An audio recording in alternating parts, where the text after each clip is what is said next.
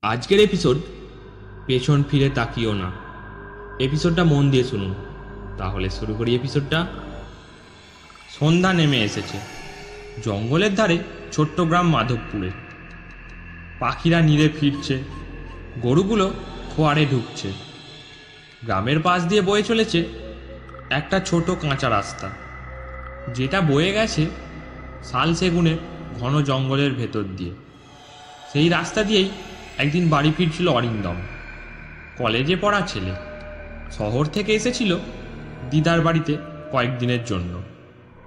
তার দিদা আগেই বলে দিয়েছিল, বিকালের পর ওই জঙ্গলের পথ দিয়ে একা ফিরিস না, পেছন ফিরে তাকাস না, যত ডাকি শোন। অরিন্দম হাসি মুখে বলেছিল, এসব তোমাদের কুসংস্কার, আমি ভয় পাই না। দিদা হালকা দীর্ঘশ্বাস ফেলে বলেছিলেন, ভয়টা পেলেই বাঁচবি বাবা, এই পথ কিন্তু বহুদিন ধরেই অভিশপ্ত। সেদিন বিকেলে গ্রামের এক বন্ধুর বাড়িতে গল্প করতে করতে অরিন্দম দেরি করে ফেলেছিল। হঠাৎ খেয়াল হলো ঘড়িতে রাত 8টা বাজে।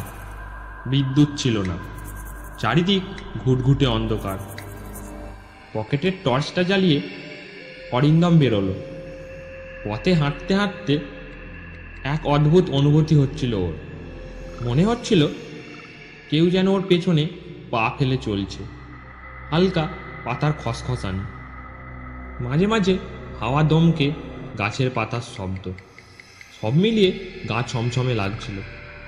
অরিন্দম নিজের মনেই বলল, কোনো কিছু নেই, আমি একা, ভয় পাবার কিছু নেই। কিন্তু ঠিক তখনই পেছন থেকে এক নারীর কণ্ঠস্বর ভেসে এলো, এই যে শুনছেন। অরিন্দম থমকে দাঁড়ালো।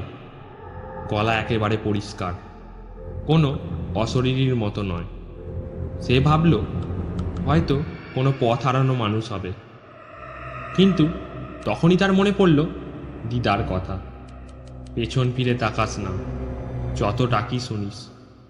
সে এগিয়ে চলল, গলা শক্ত করে। কিন্তু সেই গলা আবার এলো, এবার একটু বেশি কাছ থেকে। দাঁড়ান না, একটু শুনুন। অরিন্দমের শরীর দিয়ে ঠান্ডা স্রোত বয়ে গেল। হাঁটার গতি বাড়িয়ে দিল সে। রাস্তা তখন আর 500 মিটার বাকি। গ্রামের আলো টিম টিম করছে দূরে। হঠাৎ টর্চটা নিভে গেল, চারিদিক ঘোর অন্ধকার। অরিন্দম থমকে দাঁড়ালো। আবার পেছন থেকে সেই ডাক। এবার এক নারীর কণ্ঠ ফিসফিস করে বলল, আমি জানি তুমি আমাকে দেখছো না, কিন্তু আমি তোমার ঠিক পেছনে আছি।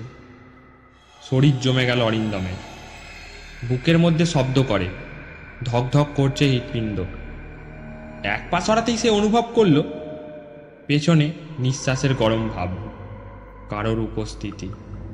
আর একবার সেই কণ্ঠস্বর, তুমি কি কখনো কাউকে মরে যেতে দেখেছ চোখের সামনে?